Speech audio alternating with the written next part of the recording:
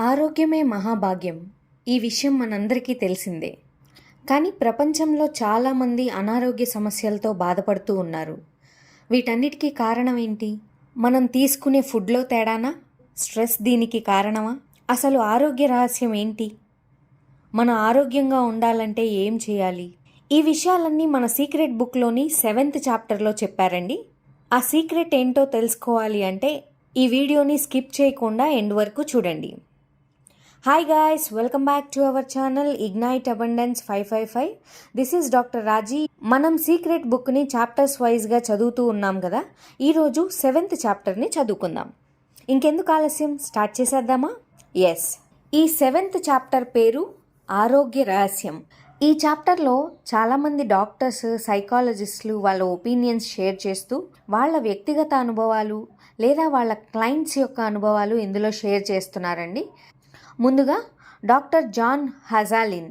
వీరు క్వాంటం భౌతిక శాస్త్రజ్ఞుడు, public policy నిపుణుడు. వారేం చెప్తున్నారు అంటే, మన దేహాన్ని నిజానికి మన ఆలోచనలే రూపొందిస్తాయి. వైద్యశాస్త్రంలో ఆలోచనల స్వభావం, అనుభూతులు వాస్తవంగా ఎంతవరకు భౌతిక పరిమాణం, శరీర స్వరూపం, ధర్మాలను నిర్ణయిస్తుందన్న విషయాన్ని మనం అర్థం చేసుకోవటం మొదలుపెట్టాం. తర్వాత డాక్టర్ జాన్ డిమార్టినీ. వీరేం చెప్పారు అంటే, రోగాలను బాగు చేయటంలో ప్లాసిబో అంటే ఔషధ గుణం లేని మందు. ఈ ప్లాసిబోకున్న ప్రభావం గురించి మనకు తెలుసు. ప్లాసిబోకి నిజానికి అటువంటి శక్తి లేదు. పంచదార మాత్రలా దేహంపై అది ఎటువంటి ప్రభావాన్ని చూపలేదు. మీరు రోగితో ఔషధ ప్రయోగం వల్ల కలిగే లాభం కన్నా లేదా దానికన్నా మరింత శక్తివంతంగా అది పనిచేస్తుందని చెప్పి ప్లాసిబోను ఇస్తే ఒక్కొక్కప్పుడు అదే ఫలితాన్ని ఇస్తుంది కూడాను.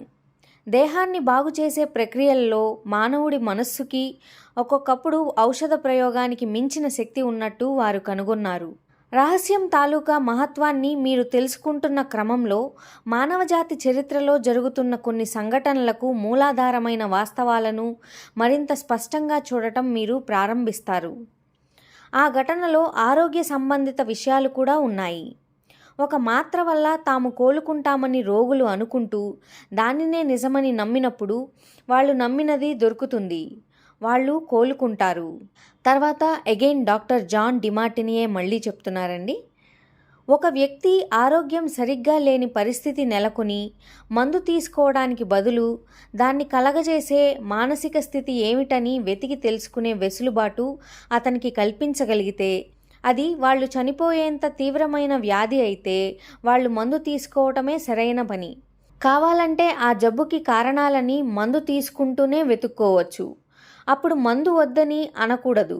వ్యాధిని నయం చేసే పద్ధతులన్నిటికీ స్థానం ఉంటుంది. మనసు ద్వారా వ్యాధిని నయం చేసుకోవడం అనేది మందుతో కలిసి సరిసమంగా పనిచేయవచ్చు. ఒకవేళ నొప్పి ఉన్నట్లయితే మందు దాన్ని పోగొట్టగలదు. అప్పుడు ఎవరైనా తమ ఆరోగ్యం గురించి మరింత శ్రద్ధ తీసుకోగలుగుతారు. సంపూర్ణమైన ఆరోగ్యం గురించి ఆలోచించటం ఎవరైనా తమకి తామే మనసులో చేసుకోవచ్చు. తమ చుట్టూ ఏమి జరుగుతున్నా అది సాధ్యమే. తర్వాత లీసా నికోల్స్. వీరేం చెప్తున్నారు అంటే, ఈ విశ్వం సమృద్ధి తాలూకు ఉత్కృష్ట రూపం. దాన్ని మీరు అనుభవించేందుకు మానసికంగా సంసిద్ధులైతే మీకు అద్భుతంగా అనిపిస్తుంది. సంతోషం, బ్రహ్మానందం, ఇంకా విశ్వం మీకోసం ఏర్పాటు చేసిన గొప్ప విషయాలన్నీ అంటే మంచి ఆరోగ్యం, మంచి సంపద, మంచి ప్రకృతి అన్నీ అనుభవంలోకి వస్తాయి. కానీ వ్యతిరేకమైన ఆలోచనలతో మిమ్మల్ని మీరు బంధించి ఉంచుకుంటే మీకు అసౌకర్యంగా ఉంటుంది. నొప్పులు ఉన్నట్లు అనిపిస్తుంది. ప్రతిరోజు బాధగా గడుస్తుంది. తర్వాత డాక్టర్ బెన్ జాన్సన్. వీరు వైద్యుడు, రచయిత, ఎనర్జీ హీలింగ్ అధినేత. రోగ నిర్ధారణలు చేయటం మొదలు పెడితే కొన్ని వేల రకాలుగా అది మా ముందుకొస్తుంది. అది కేవలం ఒక బలహీనమైన కారణం. అవన్నీ ఒకే ఒక విషయాన్ని కారణంగా సూచిస్తాయి. అదేమిటంటే ఒత్తిడి. గొలుసు మీద తగినంత ఒత్తిడి కలిగించి శరీర వ్యవస్థ మీద కూడా తగినంత ఒత్తిడి వేస్తే గొలుసు కట్టులోని ఒక లింకు తెగుతుంది. మొత్తం ఒత్తిడి మొదలయ్యేది ఒక వ్యతిరేకమైన ఆలోచనతోనే. ఒకే ఒక ఆలోచన మనం గమనించకుండా ఉండేసరికి తప్పించుకుంది. ఇక ఆ తర్వాత అలాంటి ఆలోచనలే మరిన్ని రావటం మొదలయ్యాయి. చివరికి వాటి సంఖ్య పెరిగి ఒత్తిడి కలుగుతుంది. మనకి కనిపించేది ఒత్తిడే, కానీ అసలు కారణం వ్యతిరేకమైన ఆలోచనలు. అవన్నీ ఒక చిన్న వ్యతిరేకమైన ఆలోచనతోనే మొదలయ్యాయి. మీరు ఎటువంటి ప్రభావాన్ని బయటికి చూపించినప్పటికీ దాన్ని మీరు మార్చుకోవచ్చు. ఒక చిన్న సానుకూలమైన ఆలోచనతో ప్రారంభిస్తే అలాంటివే మరిన్ని వస్తాయి. తర్వాత డాక్టర్ జాన్ డిమార్టిని. మన శరీర ధర్మశాస్త్రం మనకి ఫలితాలని తెలియజేసేందుకు వ్యాధిని సృష్టిస్తుంది.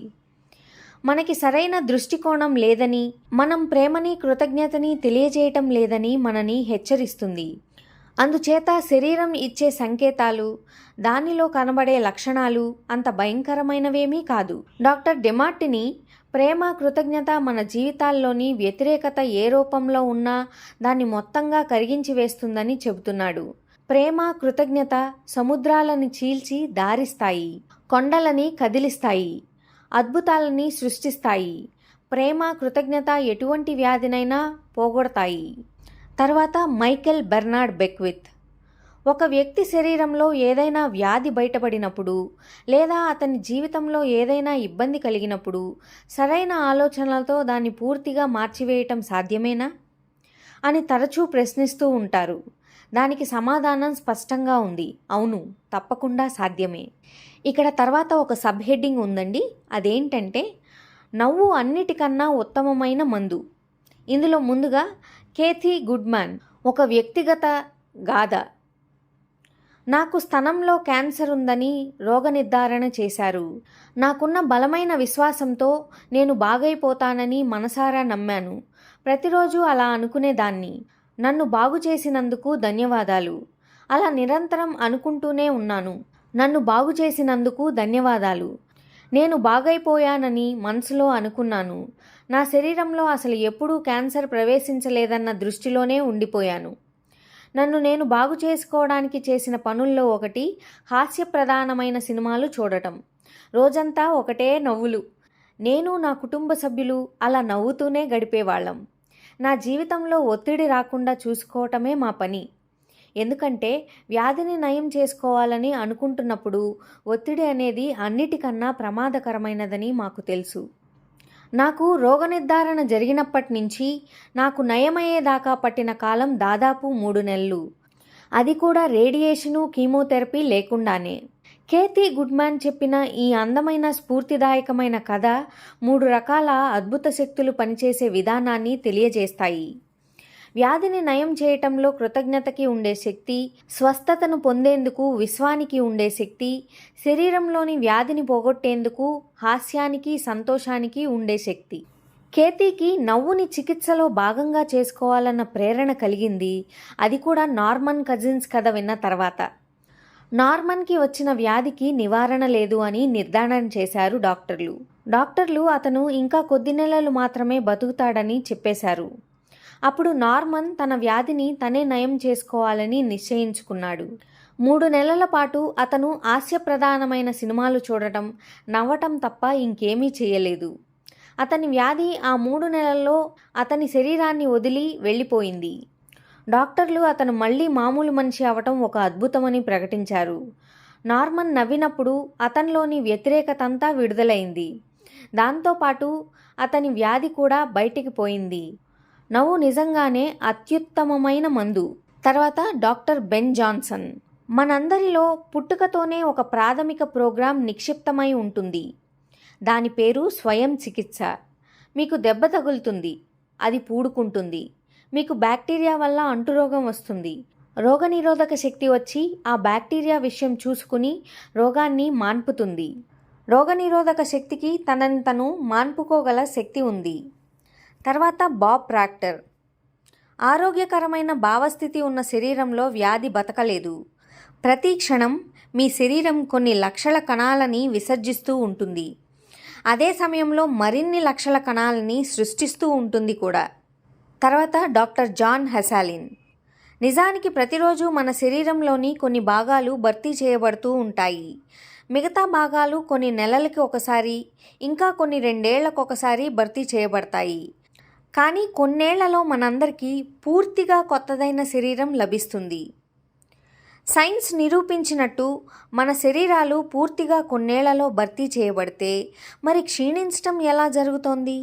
ఏళ్ల తరబడి మన శరీరాలని అంటిపెట్టుకుని వ్యాధులు ఎలా ఉంటాయి? వాటిని అక్కడ పట్టి ఉంచేది ఆలోచనలే. ఎప్పుడు వ్యాధిని గమనిస్తూ ఉండటం, దాని మీదే ధ్యాస పెట్టడం వల్లే అలా జరుగుతుంది. తర్వాత ఇక్కడ ఇంకొక సబ్ హెడ్డింగ్ ఉందండి. అదేంటి అంటే పరిపూర్ణతకి సంబంధించిన ఆలోచనలే ఆలోచించండి. ఇందులో ఏం చెప్తున్నారు అంటే పరిపూర్ణత గురించే ఆలోచించండి. సామరస్యం గల ఆలోచనలున్న శరీరంలో వ్యాధి ఉండలేదు. పరిపూర్ణత మాత్రమే ఉందని తెలుసుకోండి. మీరు దాన్ని గమనిస్తూ మీ దగ్గరికి ఆహ్వానించాలి. అసంపూర్ణమైన ఆలోచనలే మనిషికి కలిగే బాధలన్నిటికీ కారణం. వాటిలో వ్యాధులు, పేదరికం, దుఃఖం అన్నీ ఉంటాయి. మనం వ్యతిరేకమైన ఆలోచనలు ఆలోచించినప్పుడు మన వారసత్వపు హక్కు నుంచి మనని మనం దూరం చేసుకుంటున్నాం. నేను పరిపూర్ణమైన ఆలోచనలనే చేస్తాను, నాకు పరిపూర్ణతే కనిపిస్తుంది, నేనే పరిపూర్ణతని అని అనుకోండి, ప్రకటించండి. నా శరీరంలోని లొంగనివన్నిటినీ, నిష్క్రియత్వాన్ని బహిష్కరించాను. నా శరీరం ఒక చిన్నపిల్లవాడి శరీరం అంత మెత్తగాను పరిపూర్ణంగాను ఉందనే విషయం మీద దృష్టి కేంద్రీకరించాను. అంతే, బిగుసుకుపోయిన నొప్పి కలిగిస్తున్న కీళ్లన్నీ సర్దుకున్నాయి. నేనిది నిజంగా ఒక్క రాత్రి లోపల చేయగలిగాను. వయసు పైబట్టం గురించిన నమ్మకాలన్నీ నిజానికి మన మనసులోనే ఉంటున్నాయన్నది మీరు గ్రహించగలుగుతారు. మనకి చాలా తక్కువ వ్యవధిలో ఒక కొత్త శరీరం దొరుకుతుందని విజ్ఞాన శాస్త్రం చెబుతోంది. సంకుచితంగా ఉండే ఆలోచనలే వృద్ధాప్యానికి కారణం. అందుకని వాటిని మీ స్మృతిలోంచి బయటికి పంపండి. మీ మనసులో మీ శరీరానికి కేవలం కొన్ని నెలల వయసు మాత్రమే ఉందని అనుకోండి. మీరు ఎన్ని పుట్టినరోజులు గడుపుకున్నా వాటిని లెక్కలోకి తీసుకోకండి. వచ్చే పుట్టినరోజున మీకోసం మరొక పని చేయండి. అదే మీ మొదటి పుట్టినరోజు అనుకుని గడపండి. మీరు ముసలితనాన్ని ఆహ్వానించాలనుకుంటే తప్ప మీ కేకు మీద 60 కొవ్వొత్తులు పెట్టొద్దు. దురదృష్టవశాత్తు పాశ్చాత్య దేశాల్లో సమాజం వయసు పైబట్టం గురించి ఎక్కువ పట్టించుకుంటుంది. కానీ నిజానికి అలాంటిది ఏమీ లేదు. మీ పరిపూర్ణ ఆరోగ్యానికి గాను మీ ఆలోచనలని మీరు మళ్లించవచ్చు. ఆలోచించటం ద్వారా పరిపూర్ణమైన శరీరం, సరైన బరువు, శాశ్వత యవ్వనం అన్నిటినీ మీరు పొందవచ్చు. కానీ మీరు విడవకుండా పరిపూర్ణత గురించే ఆలోచించాలి. తర్వాత బాబ్ ప్రాక్టర్. మీకు ఒక వ్యాధి ఉండి మీ ధ్యాసంతా దాని మీదే ఉంటే, మీరు అందరిలో దాని గురించే మాట్లాడుతూ ఉంటే మరిన్ని వ్యాధిగ్రస్తమైన కణాలని మీరు ఉత్పత్తి చేస్తారు. మీరు సంపూర్ణ ఆరోగ్యంతో జీవిస్తున్నానని అనుకోండి. మీ వ్యాధి విషయం డాక్టర్లను చూసుకోనివ్వండి. ఎవరికైనా జబ్బు చేసినప్పుడు వాళ్ళు ఎప్పుడూ దాని గురించే మాట్లాడటం అనేది జరుగుతూ ఉంటుంది. అలా ఎందుకు జరుగుతుందంటే వాళ్ళెప్పుడూ దాని గురించే ఆలోచిస్తూ ఉంటారు. వాళ్ళు తమ ఆలోచనలని మాటల రూపంలో వ్యక్తపరుస్తున్నారన్నమాట. మీకు ఒంట్లో కాస్త నలతగా ఉంటే దాని గురించి మాట్లాడకండి. మీకు మరింత నలతగా ఉండాలని అనిపిస్తే తప్ప. మీ ఆలోచనలే కారణమని తెలుసుకుని నాకు అద్భుతంగా అనిపిస్తోంది, నా ఒంట్లో చాలా బాగుంది అని ఎన్నిసార్లు వీలైతే అన్నిసార్లు అనుకోండి. నిజంగా అలా ఉన్నట్టు భావించండి. మీకు ఒంట్లో అంత బాగా లేనప్పుడు ఎవరైనా ఎలా ఉన్నారని అడిగితే ఆ వ్యక్తి మీకు చాలా ఆరోగ్యంగా ఉన్నాను అని అనుకోమని గుర్తు చేశాడని అతని పట్ల కృతజ్ఞత కలిగి ఉండండి. మీకు కావలసిన విషయాల గురించే మాట్లాడండి. మీరు ఫలానాది జరుగుతుంది అని అనుకుంటే తప్ప ఏది మీకు సంక్రమించదు. అది సంక్రమించగలదు అనుకుంటే మీ ఆలోచనలతో దాన్ని మీరు ఆహ్వానిస్తున్నారనే అర్థం.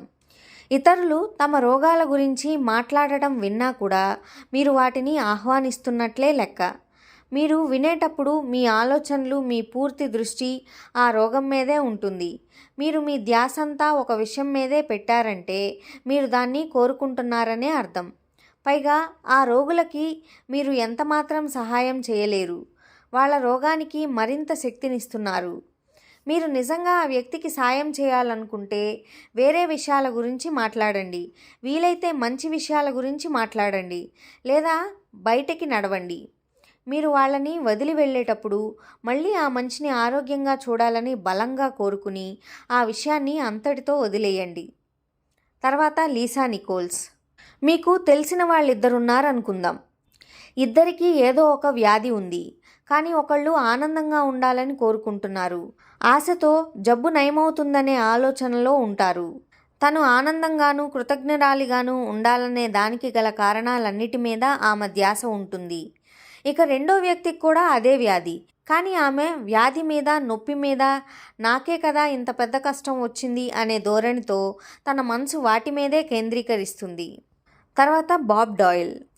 మనుషులు తమ ఆరోగ్యానికి ఏదో అయిందని, దాని తాలూకా లక్షణాల మీద ధ్యాస పెడితే దాన్ని వాళ్ళు శాశ్వతం చేసుకుంటారు.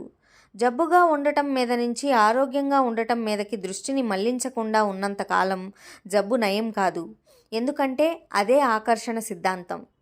ఇక్కడ ప్రెంటిస్ మల్ఫోర్డ్ చెప్పిన ఒక కొటేషన్ని రాశారండి. అదేంటి అంటే, ఒక విషయం వీలైతే మనందరం గుర్తుంచుకోవాలి. మనకి వచ్చే అప్రియమైన ఆలోచనలన్నీ మన శరీరంలోకి పంపించే చెడ్డ విషయాలే. తర్వాత డాక్టర్ జాన్ హసాలిన్. ఆనందమైన ఆలోచనలు తప్పక ఆనందకరమైన జీవరసాయన క్రియకి దోహదం చేస్తాయి. అంటే మీకు ఆనందంతో నిండిన ఆరోగ్యకరమైన శరీరం దొరుకుతుంది. వ్యతిరేకమైన ఆలోచనలు, ఒత్తిడి శరీరాన్ని తీవ్రంగా దెబ్బతీసి మెదడు చేసే పనికి కూడా హాని కలిగిస్తాయని నిరూపించబడింది. ఎందుకంటే మన ఆలోచనలు, భావాలే మన శరీరాన్ని నిరంతరం తిరిగి సమాయత్తం చేసి పునర్వ్యవస్థీకరించి పునర్నిర్మిస్తూ ఉంటాయి. మీ శరీరం గురించి మీరు ఏది వెల్లడి చేసినప్పటికీ మీరు దాన్ని మార్చుకోవచ్చు, లోపల బయట కూడా. ఆనందంతో నిండిన ఆలోచనలు చేస్తూ ఆనందంగా ఉండటం మొదలుపెట్టండి. సంతోషం అనేది మీరు ఉండే ఒక భావనా స్థితి. మీ వేలు ఆనందంగా ఉన్నాను అనే మేట మీదే ఉంచండి. దాన్ని నొక్కి మీ వేలిని గట్టిగా దాని మీదే అదిమి ఉంచండి. మీ చుట్టూ ఏం జరుగుతున్నా పట్టించుకోవద్దు. తర్వాత డాక్టర్ బెన్ జాన్సన్. వారేం చెప్తున్నారు అంటే, శారీరకమైన ఒత్తిడిని శరీరం నుంచి తొలగించండి. అప్పుడు శరీరం ఏం ప్రయోజనం కోసం నిర్మించబడిందో ఆ పనే చేస్తుంది. తనని తాను నయం చేసుకుంటుంది. ఒక వ్యాధి నుంచి విముక్తి పొందడానికి మీరు పోరాటం చేయనక్కర్లేదు. ఒక చిన్న పని చేస్తే చాలు. మీలోని వ్యతిరేకమైన ఆలోచనల్ని వదిలిపెడితే మీకు సహజంగా ఉండే ఆరోగ్య స్థితి బయటికి వస్తుంది. అప్పుడు మీ శరీరమే తన వ్యాధిని నయం చేసుకుంటుంది. తర్వాత మైకెల్ బెర్నార్డ్ బెక్విత్. వారేం చెప్తున్నారు అంటే, మూత్రపిండాలు తిరిగి చక్కగా పనిచేయటం చూశాను. క్యాన్సర్ వ్యాధి నుంచి పూర్తిగా కోలుకోవటమూ చూశాను. కంటి చూపు మెరుగయ్యి పోయిన చూపు మళ్ళీ రావటమూ చూశాను. రహస్యాన్ని ఆవిష్కరించే ముందు దాదాపు 3 ఏళ్ల పాటు నేను చత్వారం కళ్ళజోడు పెట్టుకున్నాను. ఒకరోజు రాత్రి శతాబ్దాల క్రిందటే ఈ రహస్యాన్ని గురించి చెప్పిన విషయాల్ని తెలుసుకునేందుకు ప్రయత్నిస్తుండగా నేను చదువుతున్నది ఏమిటో తెలుసుకోవడానికి నా కళ్ళద్దాలను అందుకోబోయాను. హఠాత్తుగా నా చెయ్యి ఆగిపోయింది. నేను చేసిన పని ఏమిటో అవగాహనకి వచ్చాక అది నన్ను పిడుగుపాటులా తాకింది. అందరూ అనుకునే విషయం వయసు పెరిగిన కొద్దీ చూపు మందగిస్తుంది అని. అది నేను కూడా విన్నాను. చేతులు దూరంగా చాపి చదవటానికి ప్రయత్నించే వాళ్ళని నేను చూశాను. వయసుతో పాటు చూపు తగ్గటం గురించి నేను ఆలోచించాను. చివరికి దాన్ని నా దగ్గరికి తెచ్చుకున్నాను. నేను ఆ పని కావాలని చెయ్యలేదు, కానీ నేను ఆ పని చేశాను. ఆలోచనల సాయంతో నేను సృష్టించిన దాన్ని మార్చుకోవచ్చని నాకు తెలుసు. అందువల్ల నా 21వ ఏట ఎంత స్పష్టంగా చూడగలిగానో ఊహించుకోవటం మొదలుపెట్టాను. పల్చటి వెలుతురు ఉండే రెస్టారెంట్లలో, విమానాల్లో కంప్యూటర్ ముందు కూర్చుని అన్నీ స్పష్టంగా చదువుతున్నట్లు ఊహించుకున్నాను. నేను మళ్ళీ నేను స్పష్టంగా చూడగలను అనుకున్నాను. చక్కటి కంటి చూపు ఇచ్చినందుకు కృతజ్ఞత, ఉత్సాహము ప్రకటించాను. 3 రోజుల్లో నా కంటి చూపు బాగయింది. ఇక నాకిప్పుడు చదవటానికి కళ్ళజోడు అక్కర్లేదు. నేను స్పష్టంగా చూడగలుగుతున్నాను. ద సీక్రెట్లోని అధ్యాపకుల్లో ఒకరైన డాక్టర్ బెన్ జాన్సన్కి నేను చేసిన పనేమిటో చెప్పినప్పుడు ఆయన నాతో 3 రోజుల్లో మీ కంటి చూపు అలా మారటానికి ఏం జరిగి ఉంటుందో మీరు అర్థం చేసుకున్నారా అన్నాడు. లేదు, నాకు తెలియకపోవటం మంచిదే అయింది. ఎందుకంటే ఆ ఆలోచన నా బుర్రలో లేదు. నేను ఆ పని చేయగలనని అనుకున్నాను అంతే. అంతేకాదు, దాన్ని చాలా త్వరగా కూడా చేయగలనని అనుకున్నాను. ఒక్కోసారి తక్కువ తెలుసుకుంటేనే మంచిది. డాక్టర్ జాన్సన్ ఒక నయం కాని వ్యాధిని తన శరీరం నుంచి తొలగించాడు. అందుకే ఆయన అంత అద్భుతంగా కోలుకోవటంతో పోలిస్తే నా కంటి చూపు బాగవటం పెద్ద విషయంగా నాకు అనిపించలేదు. నిజానికి నా కంటి చూపు ఒక్క రోజులో బాగవుతుందని నేను ఎదురు చూశాను. అందుకని 3 రోజుల తర్వాత జరిగినది మహాద్భుతమని నాకు అనిపించలేదు. గుర్తుంచుకోండి, విశ్వంలో కాలం, పరిమాణం ఉండవు. ఒక మొటిమని నయం చేయటం, వ్యాధిని నయం చేయటం రెండూ ఒకటే. ప్రక్రియ ఒకే రకమైనది, తేడా ఉండేది మన మనసులోనే. అందుకని మీరు ఏదైనా వ్యాధిని ఆకర్షించి ఉన్నట్టయితే దాన్ని ఒక మొటిమ పరిమాణానికి కుదించండి. వ్యతిరేకమైన ఆలోచనలన్నిటినీ వదిలిపెట్టండి. అప్పుడు పరిపూర్ణమైన ఆరోగ్యం మీద దృష్టి పెట్టండి. తర్వాత సబ్ హెడ్డింగ్ ఏంటి అంటే, నయం కానిది ఏదీ లేదు. ఇందులో ముందుగా డాక్టర్ జాన్ డెమార్టినీ చెప్తున్నారు, నయం కానిది అంటే లోపల నుంచి నయం అయ్యేది అని నేనెప్పుడూ అంటాను. నయం కానిది ఏదీ లేదని నాకు తెలుసు, నేను నమ్ముతాను. ఏదో ఒక సమయంలో నయం కాదు అని చెప్పబడే ప్రతి వ్యాధి నయం చేయబడుతుంది. నా మనసులోనూ నేను సృష్టించే ప్రపంచంలోనూ నయం కానిది అనే దానికి చోటు లేదు. ఈ లోకంలో మీకు కావలసినంత చోటు దొరుకుతుంది. అందుచేత నాతో వచ్చి చేరండి. ఇక్కడ నాలాంటి వాళ్ళు ఇంకా ఉన్నారు. వాళ్ళందరితోనూ వచ్చి కలవండి. ఈ లోకంలో పుష్కలత పొంగి పొర్లుతోంది. ఇక్కడ ప్రస్తుతం అన్నీ మంచి విషయాలే ఉన్నాయి. అవి మీలోనే ఉన్నాయి. స్వర్గంలాగా అనిపిస్తోంది కదూ? ఇది స్వర్గమే. తర్వాత మైకెల్ బెర్నార్డ్ బెక్విత్, మీరు మీ జీవితాన్ని మార్చుకోగలరు. మీ వ్యాధిని మీరు నయం చేసుకోగలరు. తర్వాత మ్యారిస్ గుడ్మ్యాన్, ఒక రచయిత, అంతర్జాతీయ వక్త. నా కథ 10 మార్చ్ 1981న ప్రారంభమవుతుంది. ఆ రోజు నా జీవితాన్నంతటినీ పూర్తిగా మార్చేసింది. ఆ రోజు నేనెప్పటికీ మర్చిపోలేను. నా విమానం కూలిపోయింది. నేను పక్షవాతంతో ఆసుపత్రిలో చేరాను. నా వెన్నెముక ముక్కలు ముక్కలయింది. మెడ దగ్గరుండే మొదటి 2 వెన్నుపూసలు విరిగిపోయాయి. నేను మింగలేకపోయాను. తినడం, తాగడం అనే అసంకల్పిత చర్య ధ్వంసమైపోయింది. నాకు సరిగ్గా ఊపిరి ఆడలేదు. కళ్ళు ఆర్పడం తప్ప మరేమీ చేయలేకపోయాను. డాక్టర్లు నేనిక జీవితాంతం ఒక జడ పదార్థంలాగే ఉండిపోతానని అన్నారు. కనురెప్పలు మాత్రం కదిలించగలుగుతానని అన్నారు. వాళ్ళు నన్ను ఆ విధంగానే ఊహించుకున్నారు. కానీ వాళ్ళేమనుకున్నారు అనేది నేను పట్టించుకోలేదు. నేనేమనుకున్నాను అనేదే ముఖ్యం అనిపించింది. నన్ను నేను మళ్ళీ ఒక మామూలు మనిషిగా ఆసుపత్రి నుంచి బయటికి నడిచి వెళ్తున్నట్లు ఊహించుకున్నాను. ఆసుపత్రిలో ఉండగా నేను పని చేయాలని అనుకున్నది కేవలం నా మనసుతోటే. మీ దగ్గర మనసు అనేది ఉంటే దేన్నైనా చక్కబరచవచ్చు. నాకు ఊపిరి సరిగ్గా అందటం కోసం ఒక రెస్పిరేటర్ని తగిలించారు. నేను ఈ జన్మలో మామూలుగా ఊపిరి పీల్చుకోనని, ఎందుకంటే నా ఉదర వితానం అంటే డయాఫ్రమ్ పూర్తిగా ధ్వంసమైందని అన్నారు. కానీ నా లోపల నుంచి ఒక చిన్న గొంతు గట్టిగా ఊపిరి పీల్చు, గట్టిగా ఊపిరి పీల్చు అంటూనే ఉంది. చివరికి ఆ రెస్పిరేటర్ని వాళ్ళు తీసేశారు. అది ఎలా జరిగిందో డాక్టర్లు చెప్పలేకపోయారు. నా లక్ష్యాన్ని, నా దృష్టిని మరోవైపుకి మళ్లించే విషయాల్ని వేటిని నా మనసులోకి రానించే వీలు నాకు లేకపోయింది. క్రిస్మస్కి నేను ఆసుపత్రి నుంచి బయటికి నడిచి వెళ్ళాలన్న లక్ష్యాన్ని నాకు నేనే ఏర్పరచుకున్నాను. అలాగే చేశాను కూడా. నా 2 కాళ్లతోనూ నేను నడిచి నేను హాస్పిటల్ నుంచి బయటపడ్డాను. అది సాధ్యం కాదని వాళ్ళన్నారు. ఆ రోజుని నేను ఈ జన్మలో మర్చిపోలేను. ప్రస్తుతం ఏమీ చేయకుండా బాధలు పడుతూ కూర్చుని ఉన్న వాళ్ళ కోసం నా జీవిత సారాంశాన్ని, ఇతరులు తమ జీవితంలో ఏం చేయగలరనే విషయాన్ని టూకీగాను చెప్పాలనుకుంటే నేను దాన్ని ఒక వాక్యంలో చెబుతాను. మనిషి తన ఆలోచనలకి అనుగుణంగానే తయారవుతాడు. Morris Goodman the miracle man, అద్భుతాలు సృష్టించే వ్యక్తి అంటారు. అతని కథ మనిషి మనసు తాలూకా అందని లోతులని, అనంతమైన శక్తిని ప్రదర్శిస్తుంది. కాబట్టే దాన్ని ద సీక్రెట్ కోసం ఎంచుకున్నాం. తనలోని శక్తిని ఉపయోగించి ఎటువంటి ఆలోచనలు చేయాలని నిర్ణయించుకోవాలో మ్యారిస్కి తెలుసు. ఏదైనా సాధ్యమే. మ్యారిస్ గుడ్మ్యాన్ కథ కొన్ని వేల మందికి స్ఫూర్తినిచ్చింది. వాళ్ళు ఆలోచించేందుకు, ఊహించేందుకు, అనుభూతులతో ఆరోగ్యాన్ని తిరిగి పొందేందుకు తోడ్పడింది. తన జీవితంలోని అతిపెద్ద సవాలుని అతిపెద్ద బహుమతిగా అతను మార్చుకున్నాడు. ద సీక్రెట్ అనే సినిమా విడుదలైనప్పటి నుంచి మా దగ్గరికి అటువంటి అద్భుత గాథలు వెల్లువలా వచ్చి పడుతున్నాయి. ద సీక్రెట్ చూశాక తమ శరీరాల్లోని వ్యాధులని ఎలా పోగొట్టుకున్నారో వాళ్ళందరూ మాకు రాసి పంపిస్తున్నారు. మీరు ఒక విషయాన్ని నమ్మినప్పుడు అన్నీ సాధ్యమవుతాయి. ఆరోగ్యం గురించి చివరగా డాక్టర్ బెన్ జాన్సన్ చెప్పిన ఈ మాటలతో ముగిస్తాను. మనమిప్పుడు ఎనర్జీ మెడిసిన్, శక్తి ఔషధం తాలూకా యుగంలో ప్రవేశిస్తున్నాం. ఈ విశ్వంలో ప్రతిదానికి ఒక ఫ్రీక్వెన్సీ ఉంటుంది. మీరు చేయవలసిన పని ఫ్రీక్వెన్సీని మార్చడం లేదా వ్యతిరేకమైన ఫ్రీక్వెన్సీని సృష్టించడం. ఈ లోకంలో దేన్నైనా మార్చడం అంత సులభం.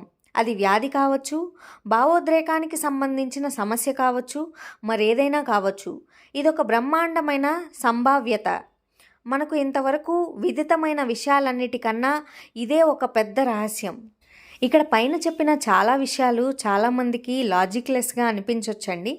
కానీ మన బాడీకి సెల్ఫ్గా హీల్ చేసుకునే తత్వం ఉందనేది ఈవెన్ సైంటిఫిక్గా కూడా ప్రూవ్ అయిన విషయం. మన ఆలోచనలతో ఒత్తిడికి గురవ్వకుండా ఎప్పుడూ ఆనందంగా ఉంటూ ఎలా దాన్ని మనం మెరుగుపరుచుకోవాలనేది మన బాధ్యత. ఈ చాప్టర్ మొత్తాన్ని సంక్షిప్తంగా ఒక 6 పాయింట్స్లో చెప్పారు. అవేంటో చూసేద్దాం. మొదటి పాయింట్, మందులేని ప్లాసిబో ప్రభావం ఆకర్షణ శక్తి క్రియాశీలంగా ఉందనేందుకు ఒక ఉదాహరణ. మాత్ర నిజంగానే జబ్బు నయం చేస్తుందని ఒక రోగి నమ్మితే అతనికి తను నమ్మేదే దొరుకుతుంది. అతను కోలుకుంటాడు. రెండో పాయింట్, పరిపూర్ణ ఆరోగ్యం మీద దృష్టి పెట్టడం అనే దాన్ని మనందరం మనసు ద్వారా చేయగలం. బయట ఏం జరుగుతోందనేది పట్టించుకోనవసరం లేదు. నవ్వు సంతోషాన్ని ఆకర్షిస్తుంది, వ్యతిరేకతని పారదోలుతుంది, జబ్బుని నయం చేసి అద్భుతమైన ఆరోగ్యాన్ని ఇస్తుంది. తర్వాత పాయింట్, ఆలోచన ద్వారానే వ్యాధి శరీరంలో ఉత్పన్నమవుతుంది. అనారోగ్యాన్ని గమనించడం ద్వారా, వ్యాధి పట్ల చూపించే శ్రద్ధ ద్వారా అది సంభవిస్తుంది. మీకు ఒంట్లో కాస్త నలతగా ఉంటే దాని గురించి మాట్లాడకండి, మీకు అది మరింత కావాలని అనుకుంటే తప్ప. ఇతరులు తమ జబ్బుల గురించి మాట్లాడటం విన్నా కూడా మీరు వాళ్ళ జబ్బులకి బలాన్ని చేకూరుస్తారు. దానికి బదులు మంచి విషయాల వైపు సంభాషణని మళ్లించండి.